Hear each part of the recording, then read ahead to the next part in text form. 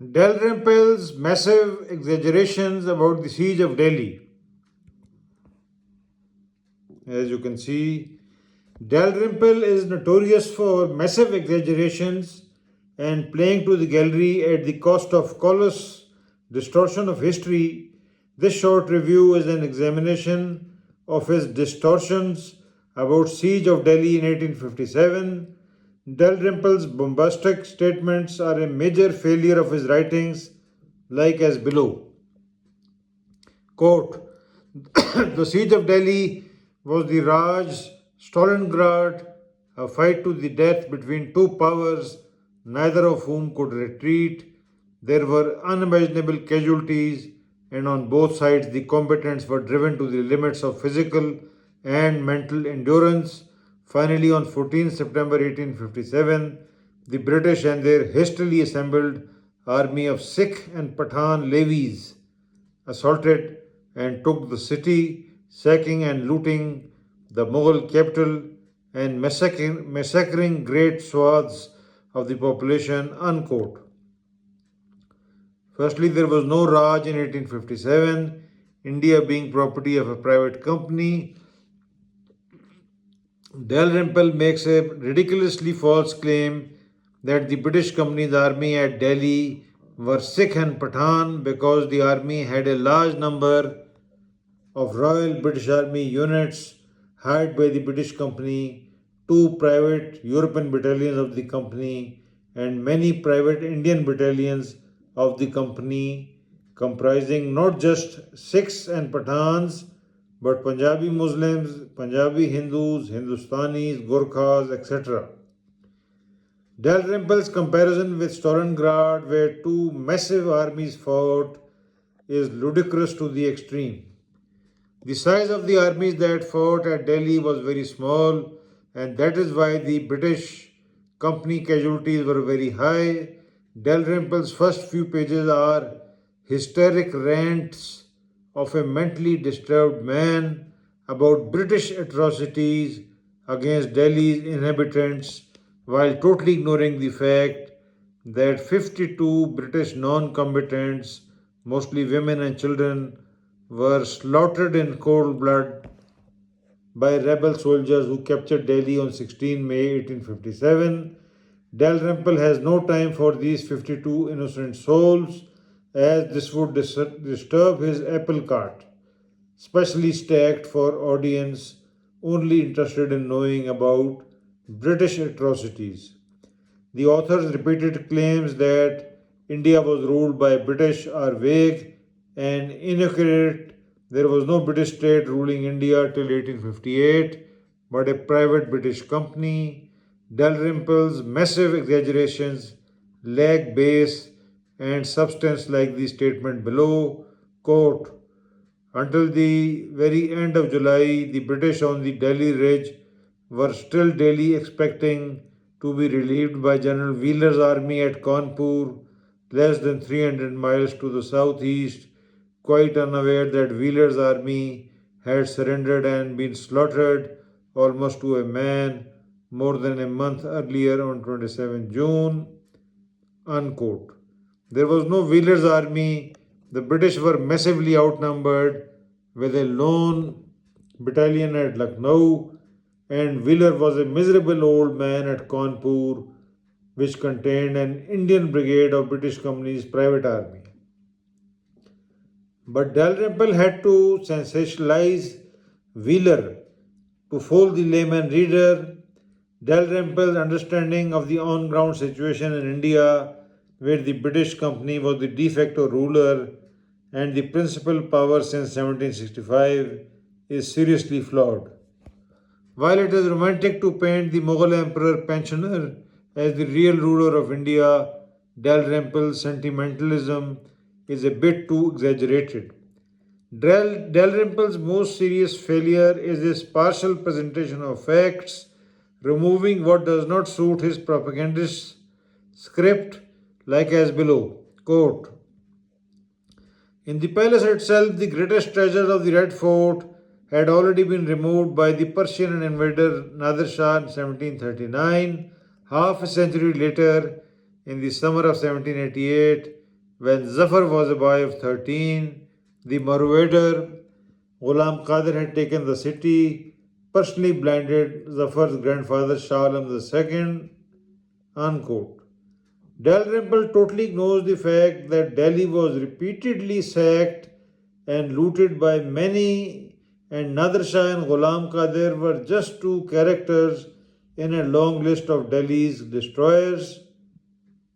Like Nader Shah sacked Delhi on 11th November 1739 and subjected it to 2 months rape and loot. Ahmad Shah Abdali sacked Delhi from 17 January to 22nd February 1757.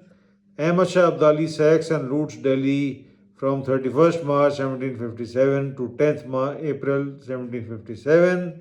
Ahmad Shah Abdali sacks and loots Delhi from 14 January 1760 to 27 January 1760. Ahmad Shah Abdali sacks and loots Delhi from 29 February 1760 to 23rd March 1760. Ahmad Shah Abdali sacks and loots Delhi from 22nd January 1761 to 22nd March 1761. Rohila Pathan sack and loot Delhi in August-September 1753. Rohila Pathan sack and loot Delhi in November and December 1753. Rohila Pathan sack and loot Delhi on 11th August 1757. Rohila Pathan sack and loot Delhi on December 1772. Rohila Pathan sack and loot Delhi on 1st July 1788. Rohila Pathan sack and loot Delhi from 18 July 1788 to 2nd October 1788. Turk soldiers of Mughal army sack and loot Delhi from March to April 1754. Turk soldiers of Mughal army sack and loot Delhi in June 1754. Turk soldiers of Mughal army sack and loot Delhi on 21st June 1754. Turk soldiers of Mughal army sack and loot Delhi on 14th August 1754. Turk soldiers of Mughal army sack and loot Delhi on 3rd September 1754. Baloch of Bahadurgarh sack and loot Delhi in May 1753. Gujar sack and loot Delhi in June 1753. Gujar sack and loot Delhi in January 1774. Hindustani Hindu Jats sack and loot Delhi in May 1753. Hindustani Hindu Jats sack and loot Delhi on 18 November 1764. Hindustani Hindu Jats sack and loot Delhi in January 1765. Hindu Marathas sack and loot Delhi in April 1737. Hindu Marathas sack and loot Delhi in April 1752. Hindu Marathas sacked and loot Delhi in December 1753. Hindu Marathas sack and loot Delhi in May 1754. Hindu Marathas sack and loot Delhi in June 1754. Hindu Marathas sack and loot Delhi in November 1754. Hindu Marathas sack and loot Delhi in January 1757. Hindu Marathas sack and loot Delhi in August 1757. Hindu Marathas sack and loot Delhi in January 1758. Hindu Marathas sack and loot Delhi in December 1772.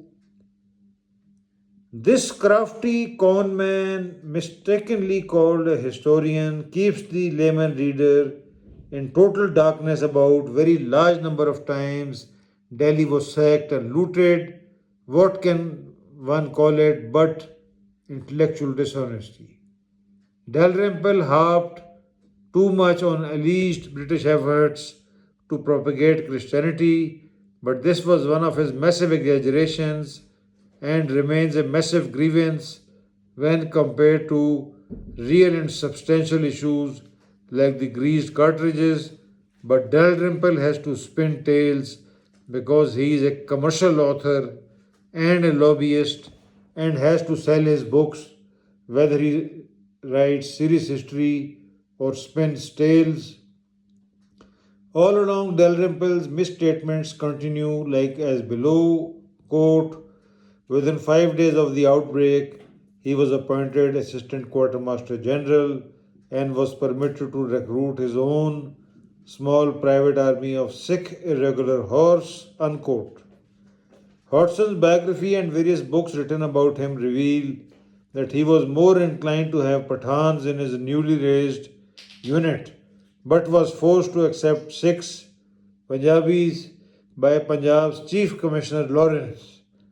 Dalrymple merely parroted a false claim about Hodson being the first officer to carry dispatches to Meerut, whereas it was Sanford of Bengal Army's Private 3rd Light Cavalry who was the first man to do so.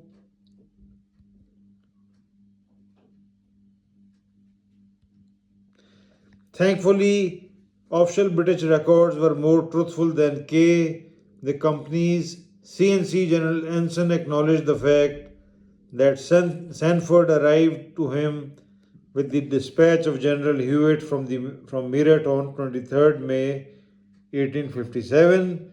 Lieutenant Sanford of 3rd Light Cavalry at Meerut had volunteered to carry dispatches from Meerut to Karnal and had successfully travelled from Meerut to Karnal along with Captain Mackenzie, also from 3rd Light Cavalry, and traversing 90 miles in 36 hours by a detour between Meerut and Karnal, as recollected by Mackenzie in his memoirs.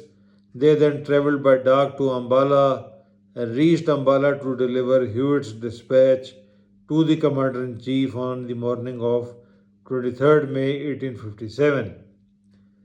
It is shocking to read Dalrymple writing falsehoods in his so called classic history of the siege of Delhi, parroting false claims about Hodson. Blatantly false claims of Dalrymple. In chapter 9, titled Turn of the Tide, Dalrymple starts making totally false claims like as below. Dalrymple's totally false claim about Nicholson's force, which arrived at Delhi. Quote, Brigadier General Nicholson marched into the British camp on the Delhi Ridge just before breakfast on Friday, 14th August. With him came 1,000 British troops, 600 irregular horse, all Punjabi Muslims from Multan, and a British artillery battery, 1,606 sepoys, followed soon afterwards. Unquote. It is hard to imagine how untruthful a historian can be. Thankfully, we have far better British records, which Dalrymple did not bother to consult. The actual force with Nicholson was as below as described by Forrest, who had complete access to mutiny records. Nicholson's actual force, as per British official historian G.W. Forrest, A History of the Indian Mutiny, Volume 1, quote, Captain Borchier's European Horse Battery, Her Majesty's 52nd Regiment Light Infantry, the remaining wing of Her Majesty's 61st Regiment, the 2nd Regiment Punjab Infantry, and 200 Multani horse, which this character calls 600 Punjabis. Dalrymple does not even know that Multan was Saraiki speaking, and the 200 Multani horse Dalrymple falsely quoted as 600 were Multani Pathans who were not Punjabis at all. They were not Punjabi Muslims but Saraiki speaking Pathans. How Dalrymple increased 200 to 600 is mind boggling. Dalrymple's false claim about rebel guns aiming at the bridge at Najafgarh. Dalrymple is PhD in making shockingly false statements like inventing a bridge at Najafgarh that never existed.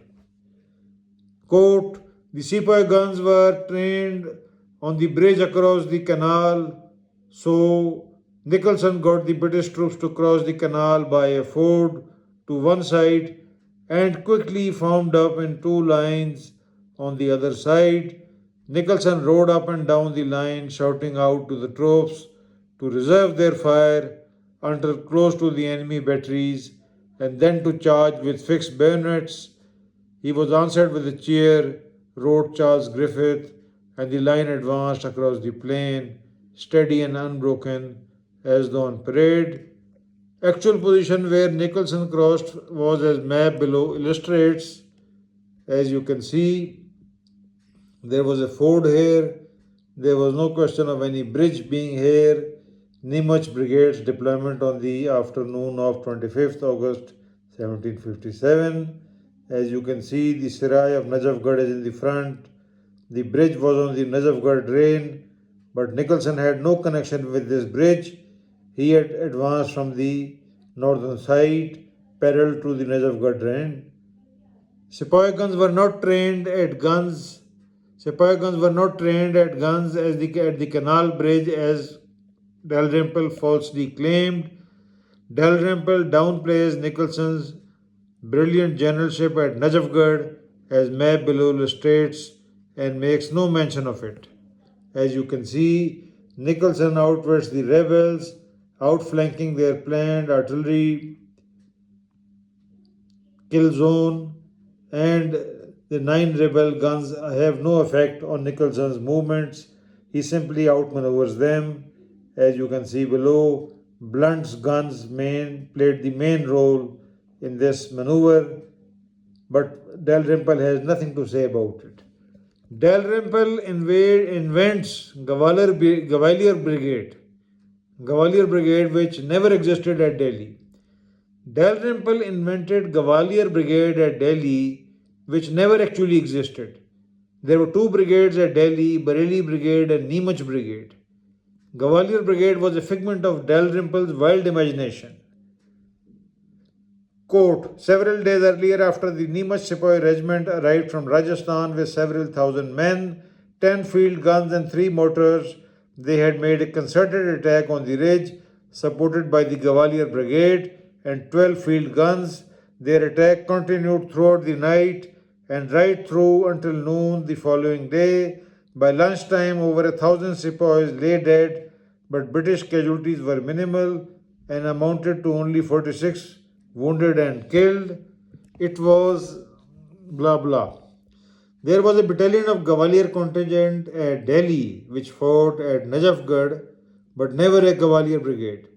But Dalrymple, being an intellectually dishonest historian, is capable of anything. Blatantly false claim regarding of Dalrymple regarding second column mostly having Gorkhas.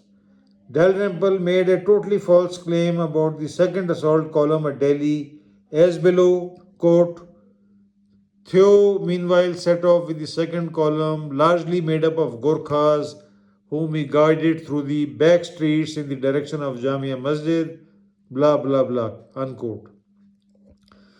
The second column actual's composition was as below.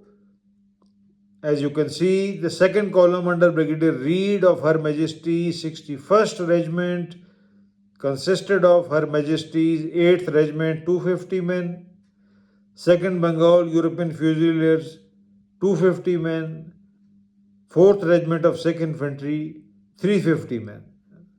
Absolutely no Gorkhas. This column had no Gorkhas, as you can see. This is very clear. Second column marked on the map. As you can see, it has got 3 different units and has no Gorkhas. Absolute nonsense coming from Dalrymple. Dalrymple is totally intellectually dishonest in whitewashing British company's counterattack, which defeated rebel counterattack at Reed's house. Made no mention of the brilliant counterattack below. As you can see, British company's private cavalry brigade defeated rebel counterattack at Delhi when Delhi is assaulted by 4 columns on 14 September. Reed's column is attacked by rebels in overwhelming numbers and forced to retreat to Hindu Rao's house. Brigadier General Hope Grant counterattacks with Her Majesty 9th Lancer, Guides, 1st Punjab, 2nd Punjab, 5th Punjab Cavalry and Hodson's Horse and defeat the rebels, rallying finally at the Kabul gate, as you can see here, clearly marked on this map. But Dalrymple, hoodwinks all this. Dalrymple quoting Griffith as Rebel Bareilly and Nemaj brigades withdrawing towards Gwalior is also false, while as per vast majority of British records, the rebels withdrew towards Lucknow after taking a detour southwards along west bank of Jamna River. Finally, Dalrymple ignores the fact that Indians 200 years backward in the art of war were defeated by British company in every major pitched battle involving over a division size force. This is history. Dalrymple totally whitewashes Indian atrocities and highlights British company's excesses. Dalrymple romanticizes the Mughals and the people of Delhi who actually were saved from anarchy by the British company in 1803. Finally, Dalrymple totally ignores the fact that Delhi was captured by the British company's private army, while British army's role was only 30%. As you can see, British state was ungrateful and the moral betrayal of British troops of East India Company who did 70% of fighting as described by a Britain veteran of 1857.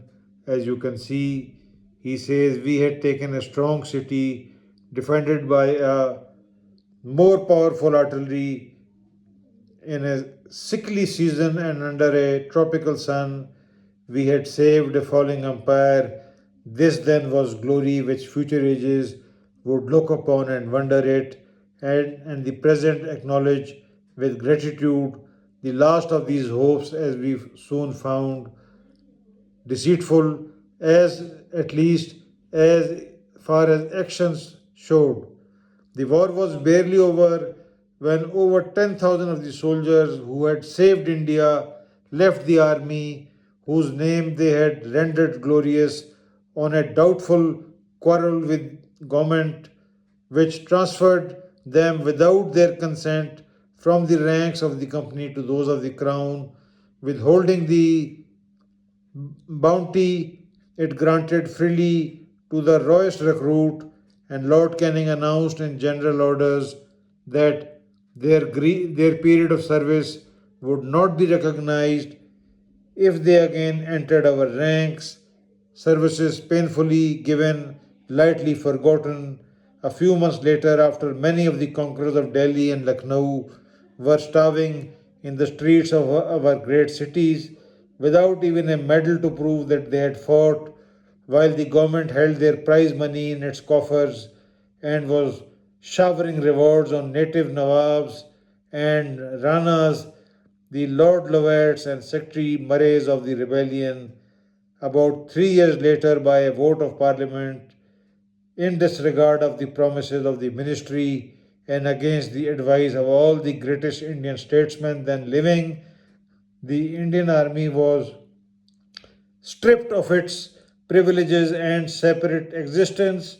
Future ages will no doubt have their own heroes to praise, mayhap to reward, but whenever the wise and noble hearted men turn over the pages of history for a bright and glorious example, they will rest a while on those that record the achievements of the Delhi field force.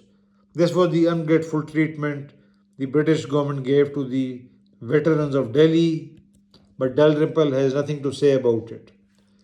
Dalrymple totally ignores the fact that the British company was viewed as an angel and a savior by the Muslims of Punjab and frontier, and this is what enabled the British to capture Delhi within 4 months.